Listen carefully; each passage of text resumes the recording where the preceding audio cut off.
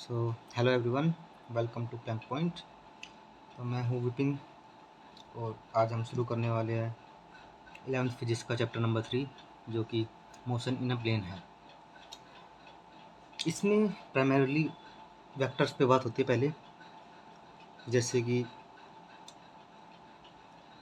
Quantities क्या होगी। जैसे हम अगर किसी चीज़ का वेट नापना है तो उसमें हम बोलते हैं कि 3 kg है, ये 5 kg है, एट्सेट्रा। तो ये 3 kg एंड 5 kg क्वांटिटीज़ हैं। इन क्वांटिटीज़ को डिनोट करने के लिए हम वेट, जो वेट एक क्वांटिटी है, उसे यूज़ करने के लिए हम एक यूनिट यूज़ करते हैं जिसका नाम है किलोग्राम, केजी। ऐसे ही हर किसी एक यूनिट के लिए कोई भी क्वांटिटी हो, उसे मेज़रमेंट करने के लिए या फिर कोई समझ पाए कि ये किस तरह की क्वांटिटी है, उसके लिए एक नोटेशन होता है जो कि उसकी यूनिट होती है। तो उससे हमें पता चलता है कि ये कोई क्वांटिटी किस टाइप की है। जैसे कुछ लेंथ हो सकती है, वेट हो सकता है, या फिर इंटेंसिटी हो सकती है। तो ये सभी चीज़ें आती है। तो क्वांटिटी प्राइमरीली दो तरह की होती है। Quantities are of two types. पहला होता है स्केलर क्वांटिटी। स्केलर ऐसी क्वांटिटी होती है जिसमें ओनली मैग्नीट्यूड को कंसिडर किया जाता है। जैसे एक पॉइंट ए है और ये पॉइंट बी है, तो यहाँ से माना कि ये ए एक प्लेस है और बी एक प्लेस है। यहाँ से एक रोड इस तरह से जा रही है जिसकी कि 10 किलोमीटर्स डिस्टेंस है। तो हम क्या कहेंगे कि ये ए और बी के बीच की जो दूरी है वो 10 किलोमीटर है। तो 10 किलोमीटर क्या हुआ, वो एक क्वांटिटी हो गई जिसका जो एक मैग्नीट्यूड है। तो scalar quantities are those which includes only magnitude।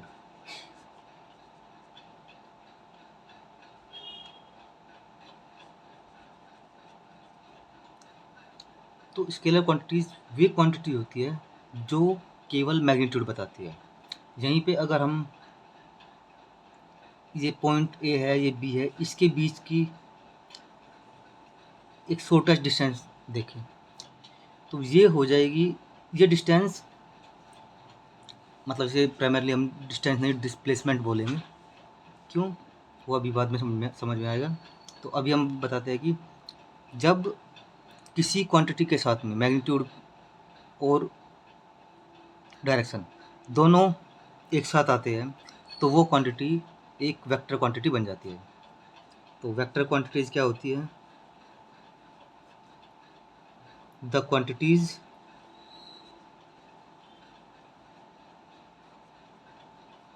which includes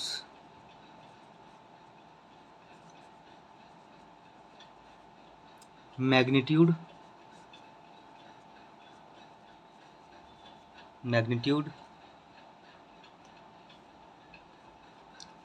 as well as direction.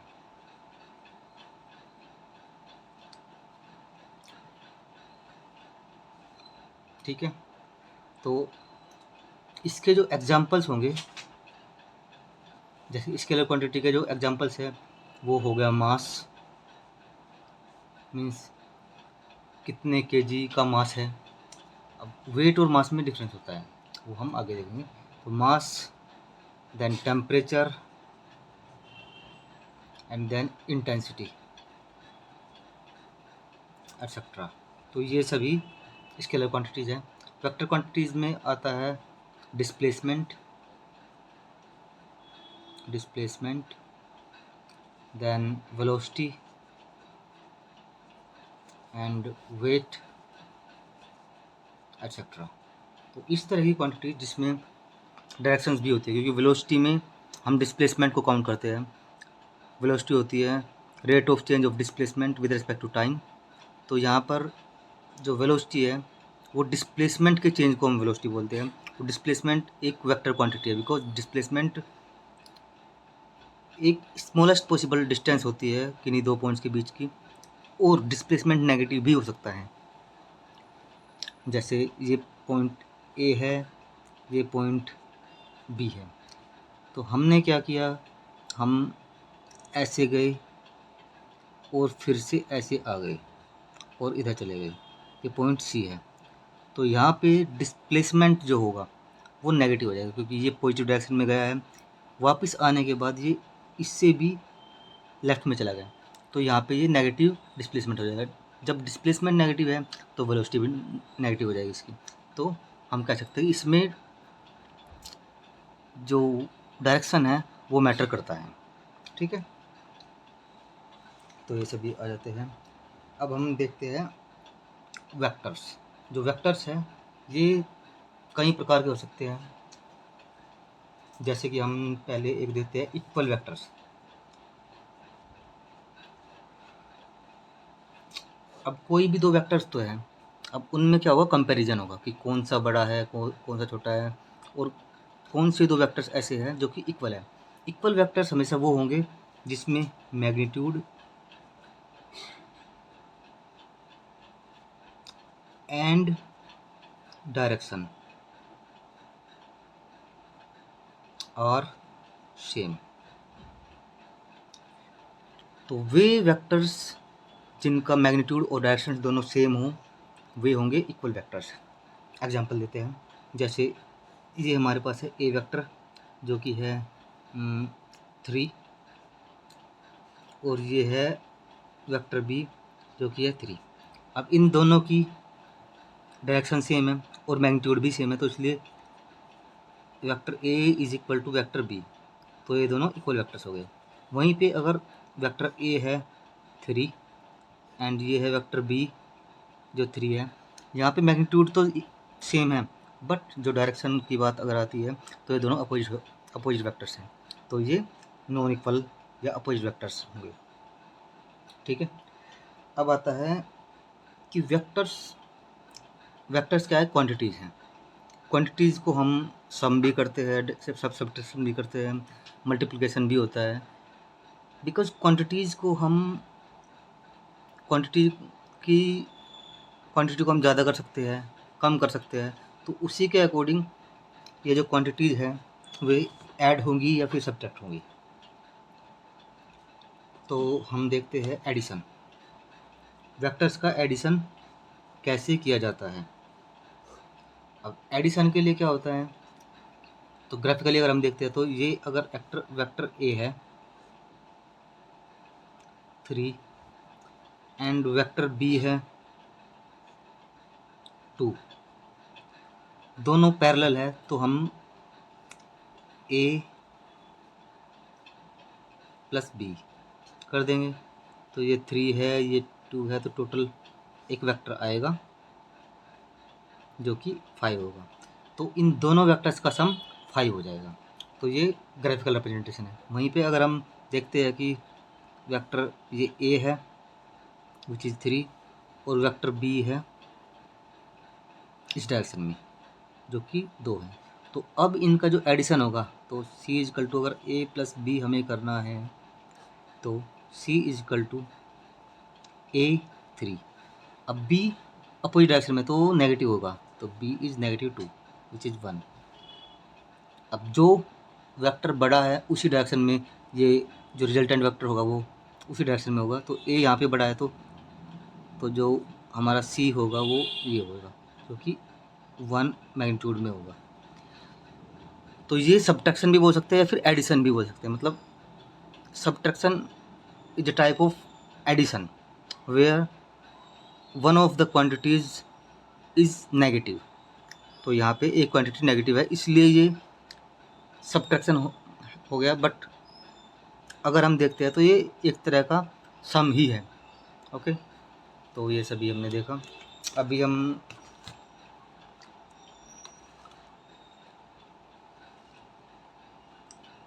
अब देखते हैं कि अगर वेक्टर्स पैरेलल ना हो। ये पैरेलल और एंटी पैरेलल की बात, यहाँ तक हमने पैरेलल और एंटी पैरेलल का सम देखा है। अब अगर वेक्टर पैरेलल ना होके किसी एंगल पे अलाइंड होंगे एक दूसरे के, जैसे कि वेक्टर ए है वो ऐसे है, ये ए वेक्टर, और वेक्टर बी ऐसे है, तो इनकी जो डायरेक्ट उनके बीच का जो एंगल होगा वो ये थीटा है। तो इसे करने के लिए हम यूज करते हैं triangle law of vector addition. जब भी दो वेक्टर्स इस तरह से हो कि एक वेक्टर की टेल दूसरे के हेड पे आके जुड़ती है, उस केस में हम triangle law of vector addition का यूज करते हैं। और triangle law of vector addition जो है वो रिजल्टेंट वेक्टर जो हमें देगा। तो अब हम देखते हैं, जो रेड से हम रिजल्टेंट बोलते हैं, तो जो रिजल्टेंट वेक्टर होगा ये होगा under a square plus B square plus 2ab sine theta. इसे हम ग्राफिकली भी डिराइव कर सकते हैं। जैसे कि अब हमें मानते हैं कि यहाँ पे एक परपेंडिकुलर ड्रा कर लिया हमने, ठीक है, और ये एक क्वांटिटी x हो गई। ओके, तो यहाँ पे क्या होगा, हम वेक्टर b को उसके कंपोनेंट्स में डिवाइड कर देंगे। तो वेक्टर b के कंपोनेंट्स क्या होंगे, जो x होगा वो हो जाएगा b कोस थीटा, और y कंपोनेंट होगा b साइन थीटा। तो यहाँ पे होगा b कोस थीटा, और ये हो जाएगा b sine theta using Pythagoras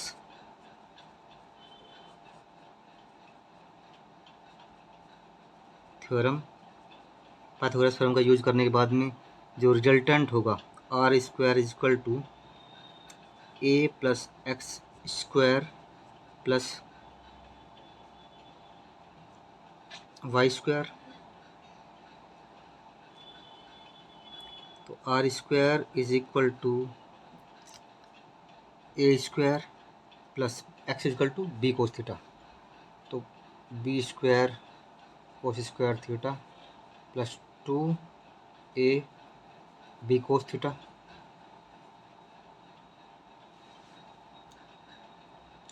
और plus y is equal to है हमारे पास में बी साइन थीटा। तो B square sine square theta हो गया। तो यहाँ पे R square is equal to हो जाएगा a square plus B square, हमने लिया कॉमन इन दो में से, और यहाँ पे बचा cos square theta plus sine square theta is equal to 2ab cos theta is equal to plus 2ab cos theta. तो ये क्वांटिटी 1 के इक्वल होती है। ये ट्रिग्नोमेट्रिक आइडेंटिटीज में हम पढ़ते हैं, जो कि मैथमेटिक्स में है। तो ये cos square theta plus sine square theta is equal to 1 होगा। तो R square is equal to A square plus B square plus 2ab cos theta. तो आर इज इक्वल टू हो जाएगा under root of A square plus B square plus 2ab cos theta. तो ये होगा triangle law of vector addition. अब इसका use करके इसे हम सोल्व कर सकते हैं। जैसे कि हम मानते हैं कि कंसीडर करो कि एक ए वेक्टर है जिसका कि 4 है, ठीक है, 4 इसका मैग्नीट्यूड है, जो इस डायरेक्शन में होगा, जो इस डायरेक्शन में है, ठीक है। तो ये ए वेक्टर है इस डायरेक्शन में, और एक वेक्टर है बी जिसका 3 मैग्नीट्यूड है, और ये है इस डायरेक्शन में, ये बी। तो जो इनका रिजल्टेंट वेक्टर होगा आर, वो क्या होगा। तो हम क्या करेंगे, triangle of vector addition apply किया, बिकॉज इनके बीच में जो एंगल है थीटा है। मान लिया कि जो थीटा एंगल है इनके बीच में वो 30 है, ठीक है, 30 डिग्री। तो अब जब हम इसे निकालेंगे ट्रायंगल ऑफ वेक्टर एडिशन का यूज़ करके, तो हमें पता है कि ट्रायंगल ऑफ वेक्टर एडिशन के अकॉर्डिंग जो फॉर्मूला है वो r=a² + b² + 2ab cos theta है। तो r या फिर हम थीटा को हम क्या लेते हैं, 30 रहेंगे, तो थोड़ी कैलकुलेशन हो जाएगी लेंदी, इट्स ओके। सो ये हो गया a बराबर 4, तो 4² 16 + b 3 9 + 2 × ab 4 × 12 cos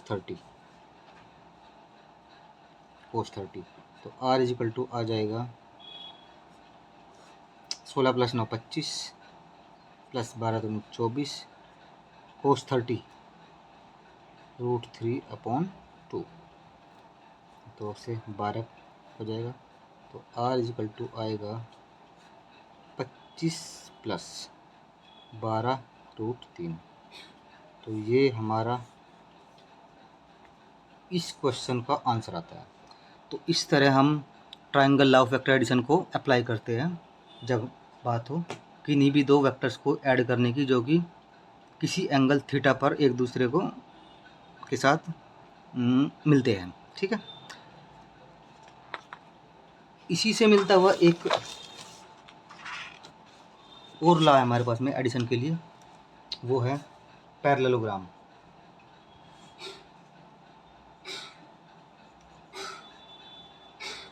parallelogram law of vector addition, और जो इसका फॉर्मूला होगा वो भी रिजल्टेंट वेक्टर के लिए √a² + b² + 2ab cos theta ही होगा। अब डिफरेंस क्या होगा, ट्रायंगल ऑफ वेक्टर एडिशन और parallelogram law of vector addition में क्या डिफरेंस होगा। जब हम ट्रायंगल लॉ की बात करते हैं उसमें वेक्टर ए के हेड के साथ में वेक्टर बी की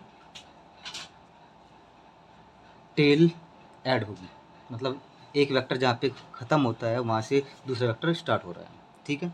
ये triangle law of vector addition में है। जब parallelogram law of vector addition की बात करते हैं उसमें क्या होगा कि वेक्टर ए जहाँ से शुरू होता है वहीं से वेक्टर बी की शुरुआत होती है। इस केस में जो रिजल्टेंट है वो ये वाला हो गया, और इस केस में जो रिजल्टेंट होगा वो ये होता है, ठीक है। नो ये नहीं, बात कर दिया, इसमें होगा ये एक रिजल्टेंट, इस केस में ये रिजल्टेंट होता है, और जब हम इसे मर्ज करते हैं तो ये एक पैरेललोग्राम बनाता है, इसलिए parallelogram law of vector addition है, ठीक है। अब कुछ प्रॉपर्टीज़ हैं जो कि वेक्टर्स के साथ में जुड़ी हुई है, जो अगर हम एडिशन की बात करें तो एडिशन ऑफ वेक्टर जो होगा इज ऑलवेज कम्यूटेटिव। जो एडिशन होगा वेक्टर्स का वो कम्यूटेटिव होगा। इसका मतलब क्या होगा कि अगर एक वेक्टर ए है वो बी के साथ में ऐड हो रहा है, वो सेम होगा जब बी वेक्टर ए के साथ में ऐड होगा। इसके लिए हम कर सकते हैं अगर करना चाहे तो एक न्यूमेरिकल एग्जांपल टाइप में, बट उसकी कोई ज़रूरत नहीं है, या फिर एक बार देख लेते, चलो ठीक है। ये ए वेक्टर है, ये बी वेक्टर है, ओके, और ये रिजल्टेंट वेक्टर है इसका। तो यहाँ पे r है √a² + b² प्लस ये थीटा है, ये b cos थीटा, और यहाँ पे b sin थीटा, ठीक है। तो जो बी कोस थीटा है इसे डराइव करते हैं। तो यहाँ पे जो आर स्क्वायर होगा वो हो जाएगा a plus b cos theta का स्क्वायर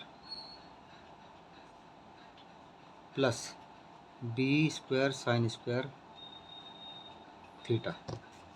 और जब इसे ओपन कर लिया जाएगा तो R square equal to A square plus B square cos square theta plus 2ab cos theta और plus B square sine square theta. यहाँ पे फिर से आर स्क्वायर ए स्क्वायर बराबर a square plus B square common cos square theta plus sine square theta equal to 1 हो गया plus 2ab cos theta.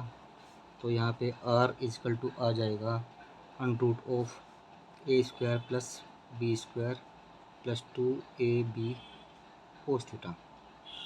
तो अगर हम पहली अप्रोच को यूज़ करते हैं जब a प्लस बी किया गया है तो तब हमारे पास में ये आ रहा है। वहीं पे अगर हम b प्लस ए कर दें, ये b है, यहाँ पे a ऐड किया है और इनके बीच का एंगल 30 है, ठीक है। तो ये और ये जो ये होगा वो तो हमारा a कोस थीटा हो जाएगा और ये हो जाएगा a sine theta.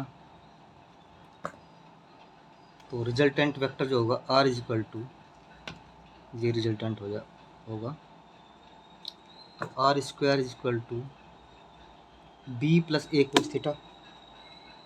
So B plus A cos theta का स्क्वायर प्लस ए स्क्वायर साइन स्क्वायर थीटा। तो R square equal to B square, ये ए प्लस बी का होल स्क्वायर का फॉर्मूला ओपन अप कर लिया हमने।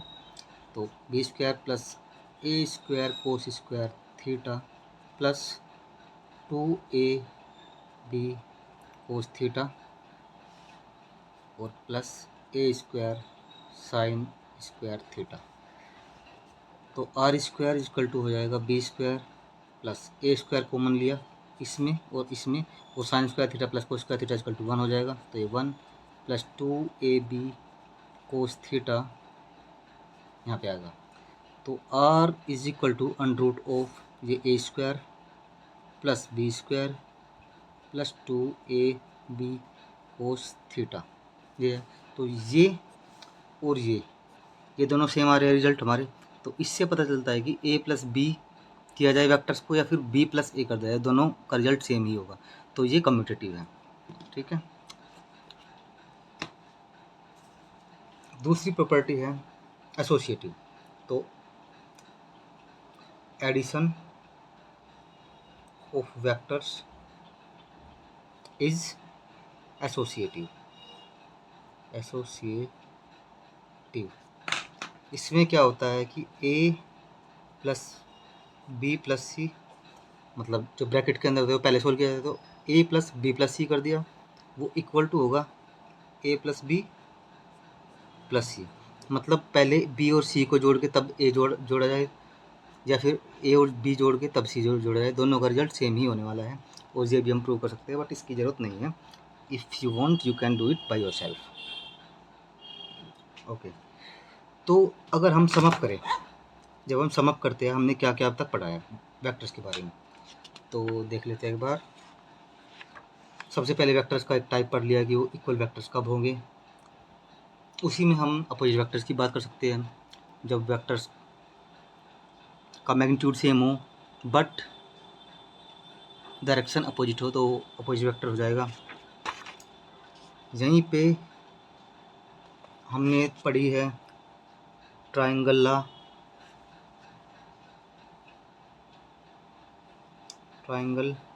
Law of vector addition.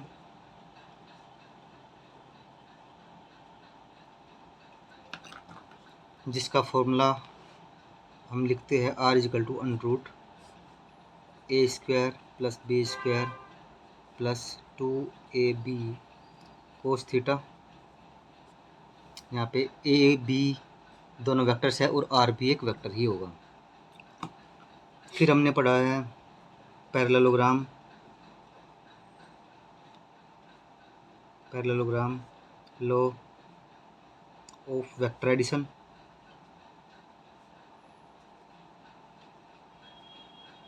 और इसका फॉर्मूला भी हमारे पास में R is equal to root a square plus B square plus 2ab cos theta ही होगा। और इसमें हमने बताया था कि जब वेक्टर ए और बी